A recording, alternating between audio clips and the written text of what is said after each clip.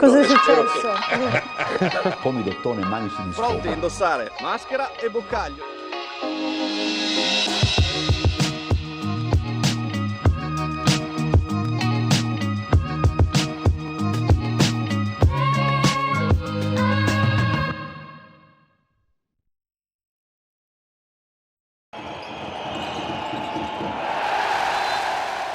Dopo la marinaresca sul Bosforo, una bella madunina a Valmaura. Dalla Coppa al campionato, impresa bis per la Pallacanestro Trieste che batte l'Armani Milano per 86-82, sfoderando una difesa di livello assoluto dopo aver faticato a proteggere il proprio ferro dall'inizio della stagione. Bravo Gonzales a semplificare i concetti, brava la squadra ad applicarli senza rossi in campo per la seconda volta. Dopo un 4-0 milanese, i biancorossi innescano la marcia turca con Sissoko a dominare il pitturato in attacco e in difesa, mentre Ruzier, Brown e Ramsey si alternano al tiro pesante e in penetrazione e una Trieste che mostra il suo volto migliore. L'Armani macina gioco da corazzata con Ricci e Totè a brillare, ma i biancorossi non cambiano pelle nemmeno quando si gioca con il secondo quintetto. La tripla di Toscano Henderson segna il 30-21 dopo i primi 10. A grande tifo del Palatrieste corrisponde un altro parziale al bacio. In difesa si continua a fare sul serio con un De Angeli da urlo. In attacco le iniziative di Brown e gli assist di Toscano fruttano il più 14 con logico time out di Messina.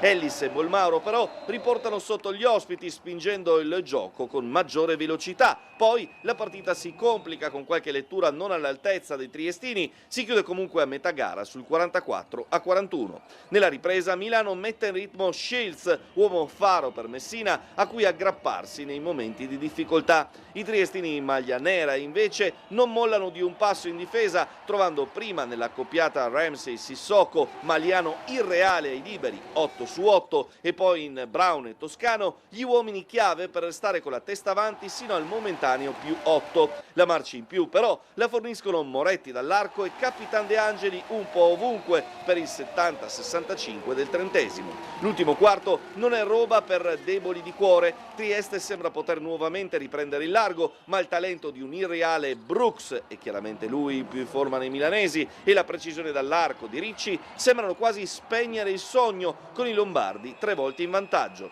Serve tutta l'energia che rimane per chiudere tutte le porte possibili dietro e lasciare che il leader Brown e il cannoniere Ramsey risolvano la pratica in attacco. A 30 secondi dal termine sull'82 pari è l'atleta di Dio a fare tutte le giocate decisive. Su di lui il fallo di Nibo in attacco, poi la penetrazione che spezza le gambe di Milano e pure i liberi della staffa. Sì, Trieste vola.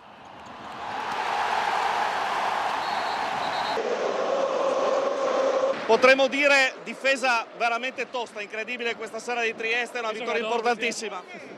Salve, sì, gran difesa, stiamo trovando delle sicurezze nelle ultime partite e dobbiamo continuare a lavorarci sopra perché ci possono dare tanto. La cosa importante è che dopo il Galatasaray, dopo una partita importante, si è riusciti anche a ripeterci a breve termine. Sì, come ho detto, dobbiamo continuare, l'importante è crescere, far crescere l'autostima, perché come ho detto tante volte la squadra siamo forti, quindi dobbiamo continuare a lavorare per crescere di condizione, conoscerci meglio e crescere di autostima.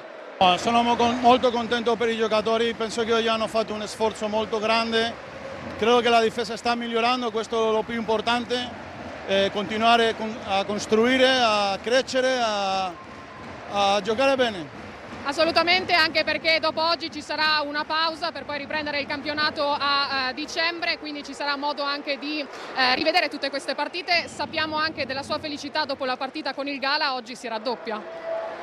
Sì, molto felice, molto contento. Adesso abbiamo un po' di tempo per ricaricare le batterie. Aspetto che torniamo come abbiamo finito prima di questo break. Presidente, non una vittoria ma 2 vittorie importanti in BCL e oggi con Milano, una soddisfazione credo incredibile anche per te. Sì, è una cosa incredibile veramente, vorrei dire questo, i tifosi qua a Trieste sono i migliori del Serie A, migliori di Europa, una parola di ringraziamento a tutti i nostri tifosi che hanno fatto una spinta per noi, grazie a loro. Presidente, parlando di basket, la cosa che mancava di più prima di queste due partite era la difesa, ed è quello che invece in cui siamo cresciuti di più. No, ovviamente stasera abbiamo mostrato che possiamo fare in difesa, abbiamo la capacità per fare difesa in un modo di alto livello. E abbiamo fatto stasera una notte meravigliosa, veramente. Presidente, porti fortuna però. Grazie. E ti tocca venire sempre. No, non lo so. Porti fortuna. Grazie, sei gentile. Non è vero, ma grazie. No.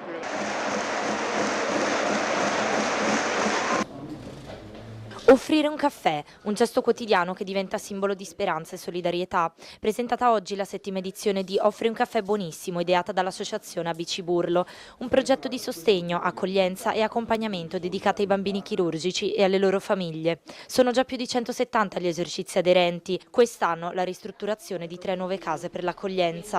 Noi abbiamo ora ad oggi 6 case, 3 delle quali sono in affitto e che appunto andranno ad essere sostituite da queste 3 case in ristrutturazione, proprio per poter dare l'ospitalità gratuita a tutte le famiglie o comunque a gran parte delle famiglie che vengono da fuori Trieste per curare i loro piccoli all'interno della chirurgia del Burlo e affinché questo progetto davvero possa essere di lunga durata. Da gennaio ad ottobre 2025 si registra un aumento del 52% per quanto riguarda le accoglienze. Anche quest'anno il numero delle donazioni vede un incremento.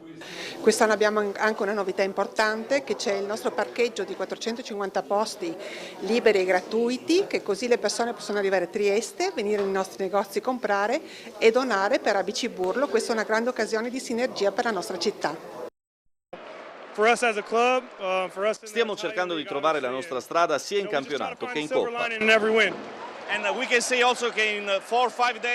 E direi che l'avete trovata nell'ultima settimana con queste 2 vittorie. Sì, 2 grandi vittorie contro 2 grandi club, squadre da Eurolega. Stiamo migliorando ogni settimana. Sono molto ottimista su quello che la squadra potrà fare. C'è chi gioca meglio prima, chi dopo. Noi stiamo facendo il massimo per farci trovare pronti al momento giusto della stagione. Very tough teams, very tough opponents that we're going up against right now.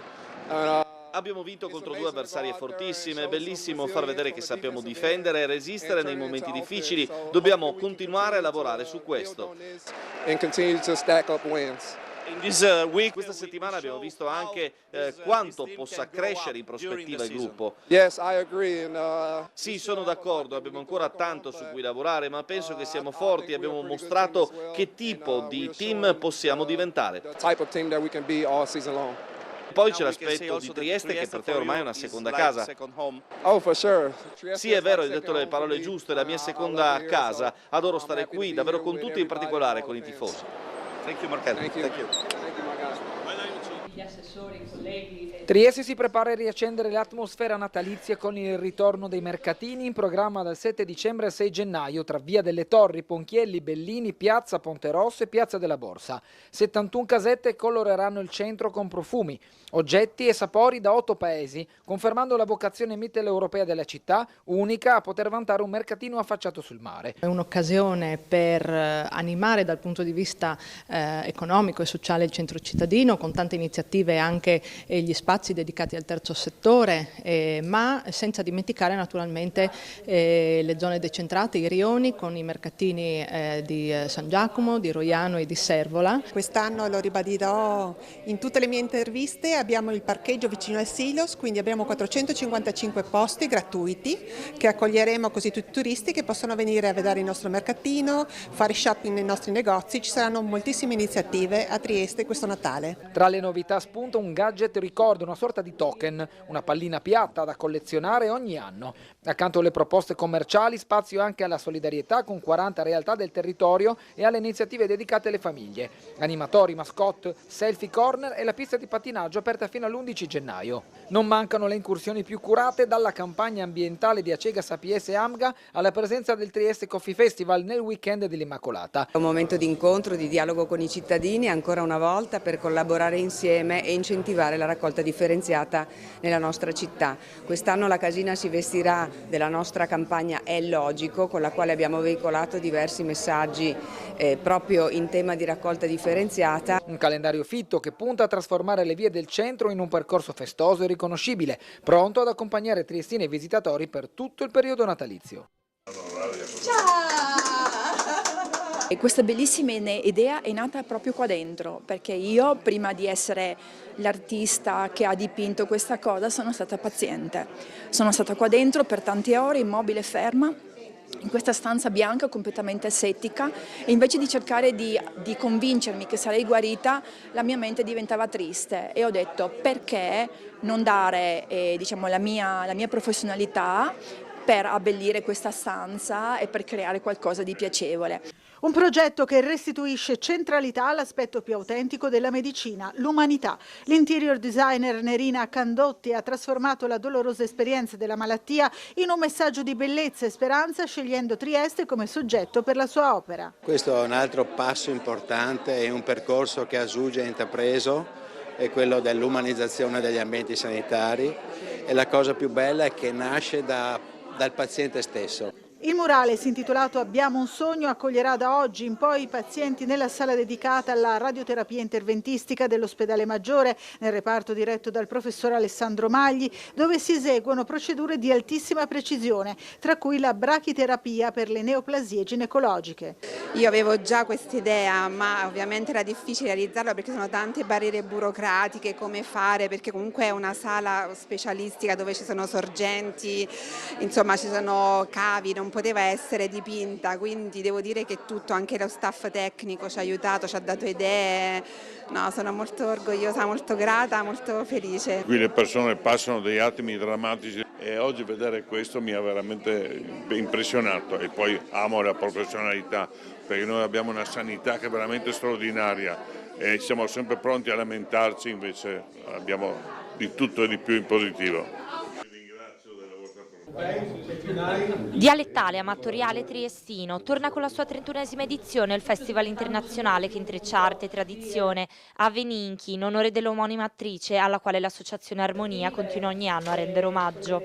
Come da consuetudine non mancherà lo spettacolo per beneficenza, quest'anno a favore dell'associazione Malattie Rare Azzurra, che si terrà venerdì 5 dicembre al Teatro Orazio Bobbio. A Veninchi, teatro nei dialetti del Triveneto e dell'Istria, si inserisce nel progetto l'Armonia Teatro Amatoriale, che ha come obiettivo il mantenere la memoria della tradizione. Rappresenta l'identità di una porzione importante del Friuli Venezia Giulia, una porzione che parla costantemente il dialetto triestino, un dialetto che rappresenta la cultura di un territorio e che quindi va preservata con ogni strumento possibile. Per questo esiste una linea specifica di finanziamento da parte dell'amministrazione regionale che promuove appunto i festival in dialetto veneto, di origine veneta. Per il terzo anno nell'ambito della rassegna Una luce sempre accesa avrà luogo in Sala Luttazzi del Porto Vecchio un dicembre ricco di iniziative, tra spettacoli e attività.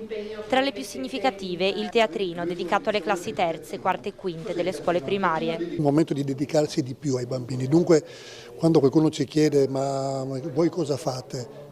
Questo facciamo il festival dedicato appunto a una giornata ai bambini, ma non solo, abbiamo dei progetti che sono partiti a novembre di laboratorio teatrale dedicato ai bambini e non ci fermeremo qui, ma andremo avanti proprio per aiutare i bambini a staccarsi dalle solite routine dei telefonini, delle cose che oggi secondo me rovinano un po' la loro semplicità. La Slovenia è vicinissima all'Italia, le capacità italiane sono enormi comparandole all'ospedale di Isola, diciamo così avanti.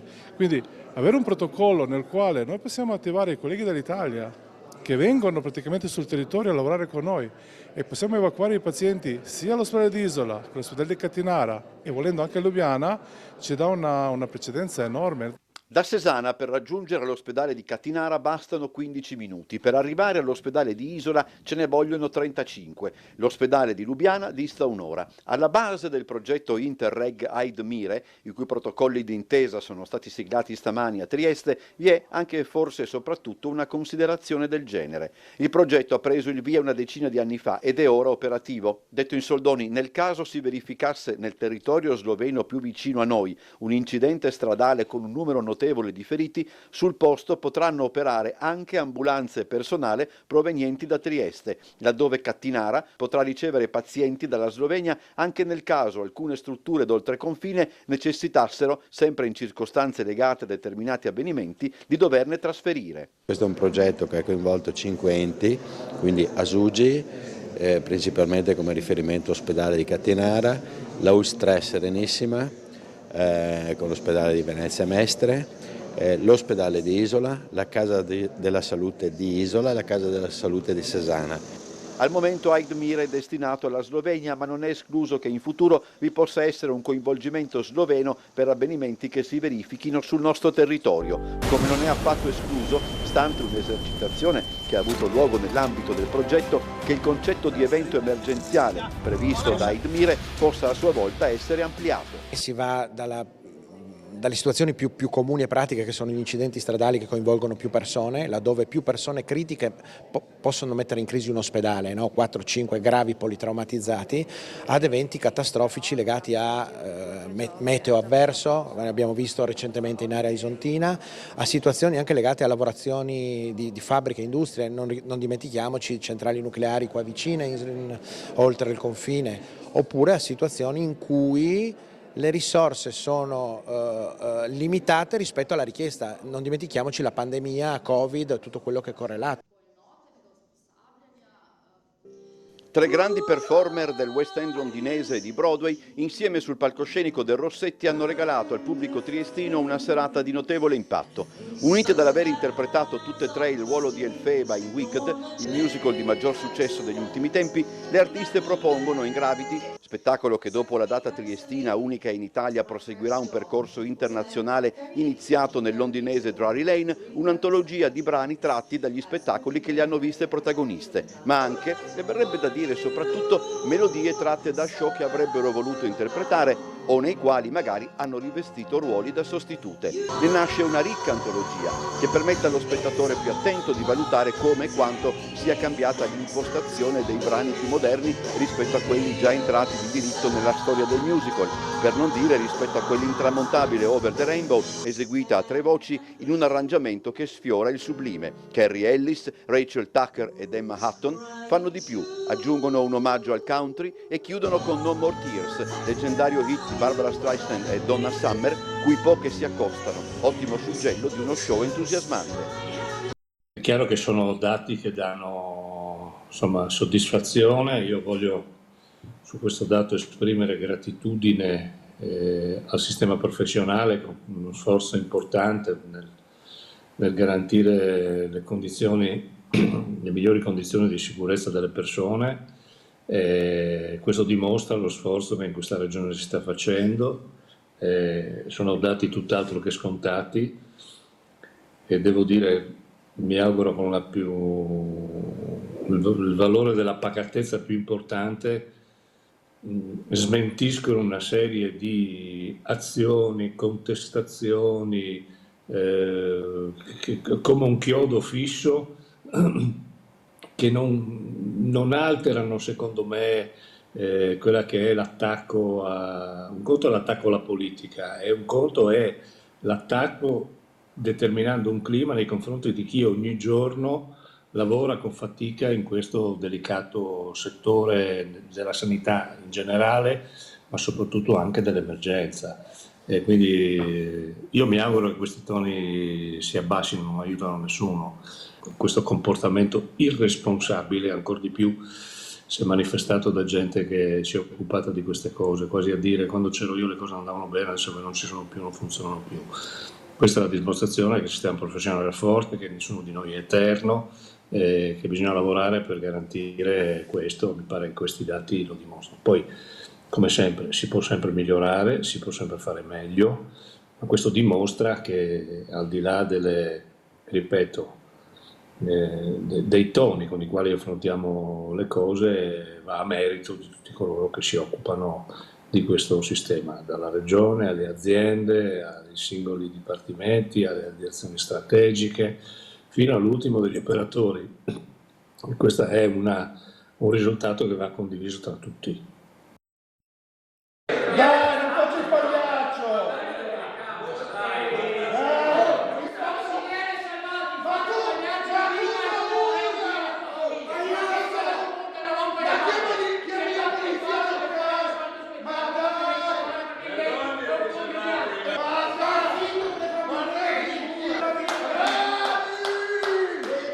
Sono volati insulti oggi in Commissione Bilancio, pagliacci, vergogna, bugiardi. La scintilla? Ricordate il problema degli addetti museali sottopagati? Ecco, oggi centrodestra, l'assessore Bertoli e centrosinistra, il consigliere Salvati in particolare, si sono intestati il principale merito per aver risolto il problema con fondi dedicati all'integrazione delle loro paghe.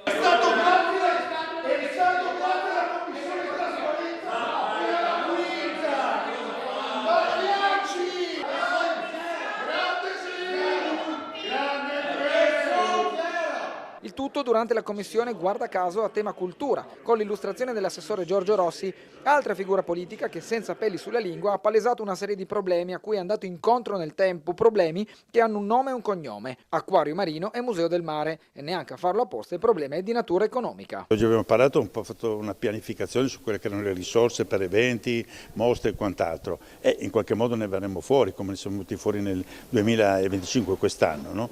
Ma le aspettative sono anche quelle di tentare di concludere alcuni programmi, soprattutto edilizi, che aspettano da tempo. Insomma, non è un mistero che sull'acquario e il museo del mare abbiamo qualche problema, con le imprese, e con i tecnici o quant'altro. No? Qui si parla certo di quelli che sono poi gli assessori che devono rispondere, noi siamo in tanti, però qui bisogna anche riflettere su quelli che sono dei progetti che spesso hanno delle modifiche, delle varianti e sulle quali indubbiamente c'è una certa forma di lentezza. Parlo del museo del mare, no? Quello che è la gestione di questo contenitore deve prescindere da una programmazione che deve venire molto tempi prima. Non è che noi non sappiamo quando finiranno queste opere, abbiamo anche sicuramente dei problemi per delle coperture finanziarie, ad esempio degli allestimenti, quindi sono questioni che dal punto di vista amministrativo a me personalmente mi preoccupano.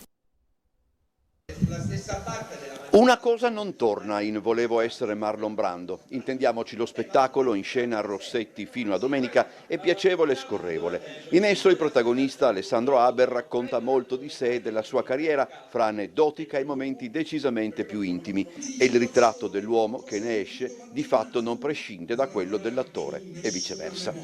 Eppure, appunto, vi è un dato che paradossalmente piacevolmente stona, e cioè quanto c'è di vero in quello a cui assistiamo, quanto vi è di mediato dallo stesso mezzo teatrale, quanto è necessaria ad esempio la pur sottile cornice all'interno della quale il tutto prende vita.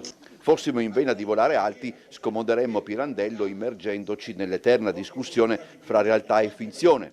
Fossimo in vena di volare bassi, non affronteremmo il problema. Fossimo onesti con noi stessi, con il pubblico o con lo stesso Haber e i suoi compagni di scena, Giovanni Schiavo, Brunella Patania e il nostro Francesco Godina, ci limiteremmo semplicemente a porre una questione da poco, se paragonata a ciò che succede attorno a noi, per nulla frivola però all'interno di un discorso più generale su un certo tipo di teatro, che non è un monologo, ma è come se lo fosse, che non è un recital e difatti non ne ha le caratteristiche, ma che forse con buona pace di tutti altro non è se non lo one-man show di un affabulatore come pochi e che pertanto appunto funziona. Scritto e diretto da Gianluca Nicoletti, Volevo essere Marlon Brando e coprodotto dal Teatro Stabile del Friuli Venezia Giulia e Golden Art. Non lo mando via se no accendo le luci. Allora ferma un attimo che ogni volta che abbiamo acceso le luci e che abbiamo toppato. Adesso calma. 5, 4, 3, 2, 1...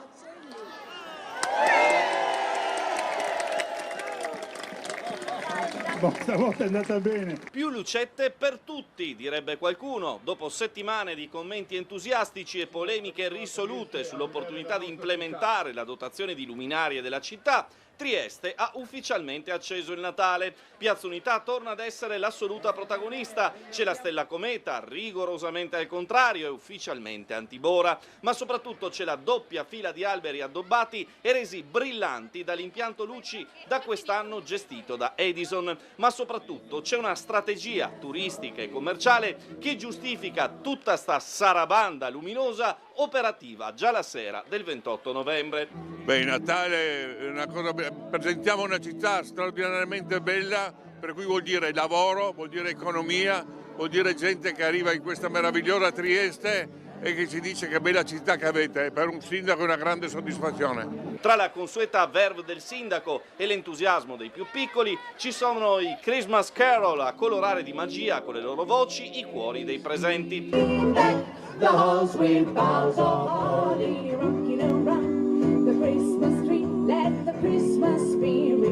Poi il momento del numero 1 della regione, che anche lui torna sull'attrattività di Trieste sempre più su scala globale. Ormai il turismo invernale sceglie la montagna ovviamente, ma sceglie anche le città per il grado di accoglienza che siamo in grado di dargli. Questo va in quella direzione, stiamo vedendo che Trieste continua a crescere, Trieste continua ad aumentare nei numeri e questo è dovuto anche a un lavoro serio al di fuori di sterili polemiche che invece l'amministrazione continua a fare e mi auguro potrà continuare a fare. Infine, e non ci sarebbe più nemmeno da sottolinearlo in una città internazionale come Trieste, ma di fatto il primo anno, arrivano gli auguri anche in sloveno sui basamenti degli alberi. Sì, siamo molto felici come Slovenska Skupnost, Unione Slovena, di aver raggiunto col sindaco e con l'assessore Rossi questo risultato. Finalmente sarà un Natale anche in città bilingue.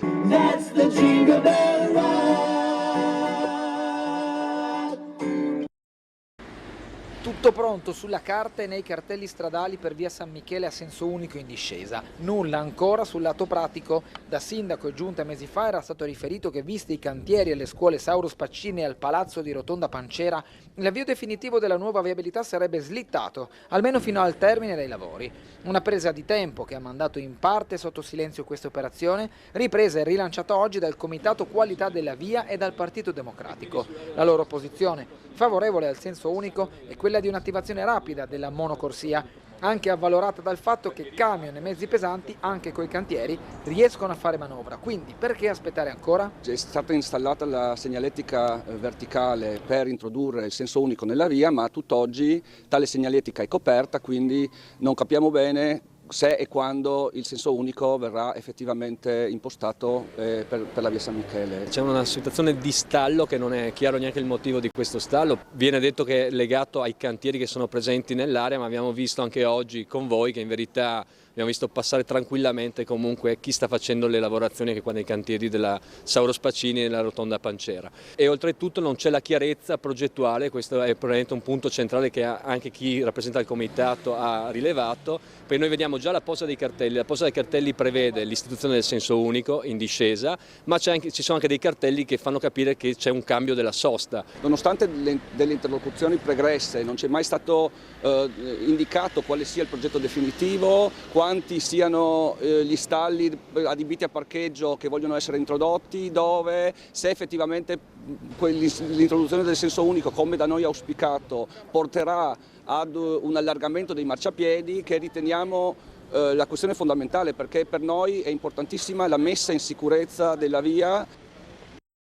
Il sindaco di Trieste, Roberto Di Piazza, si candida, quindi dopo sarà come il Gentilini, consigliere, a sostegno di quello che sarà il sindaco? Naturalmente c'è anche in gioco un altro nome prestigioso che si chiama Massimiliano Fedriga, sì, che se non gli danno il terzo mandato potrebbe anche, nel momento della decisione sua, certo, a me farebbe molto piacere che lui facesse il sindaco di Trieste. Un nome che ciclicamente riaffiora, quello del presidente della regione Massimiliano Fedriga, per occupare lo scranno di sindaco a Trieste. Lontana l'ipotesi del terzo mandato, anche se con una legge a livello nazionale potrebbe tornare una strada percorribile, il sindaco di Piazza, intervistato da Ferdinando Varino nel corso della puntata di Ring, ha dato il proprio endorsement sull'ipotesi di una futura candidatura dell'attuale governatore del Friuli Venezia Giulia a sindaco della città della Bora. Questo il commento di Massimiliano Fedriga. Ringrazio il sindaco per la stima che è reciproca, abbiamo lavorato molto bene in questi anni insieme, penso che abbia dimostrato di essere un ottimo amministratore di questa città, non a caso è stato il sindaco che ha fatto più mandati. Grazie. Non risponde. Ringrazio per la stima.